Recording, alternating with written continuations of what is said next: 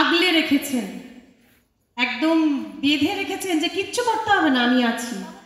আজকের দিন পর্যন্ত, আজকে দুপুরবেলা পর্যন্ত যখনই যা দরকার হয়েছে, একটা পিন, একটা সেলোটেপ, একটা দড়ি, ইভেন ইভেন কিচ্ছু না, ছোট একটা যে কোনো জিনিস, একটা কাঁচি পর্যন্ত, মনোজদা একটা সেলোটেপ লাগবে, আমি এনে দিচ্ছি। মনোজদা দুটো গাঁদা ফুলের মালা লাগবে, আমি এনে দিচ্ছি। মনোজদা একটু দাঁড়িয়ে দাও, আমার ভয় লাগছে, একা একা যাবো না। ঠিক আছে, আমি যাচ্ছি। মনোজদা যে কিরকম দাদা আমি আপনাদের বলে বোঝাতে পারবো না। মনোজদা এরকম একজন মানুষ যিনি পাশে থাকলে, আমার তো দূরের কথা, অন্য কারোর যার পাশেই থাকবেন ভয় পাবেন না।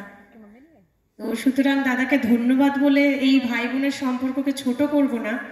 দাদা সঙ্গে আমি আগে এক পাড়ায় থাকতাম, একটা কোয়ার্টারের মানে একটা ফ্ল্যাটের মধ্যেই থাকতাম। সেই সূত্রে দাদার সঙ্গে পরিচয়, দীর্ঘদিন পরে আবার আমরা এক জায়গায়।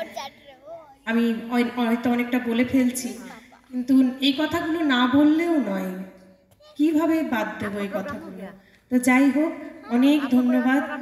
এইভাবেই পাশে থাকো, আপনারা এইভাবেই পাশে থাকুন, পাশে থাকো। আপনাকে অনেক ধন্যবাদ, এত ব্যস্ততার মধ্যে এসেছেন।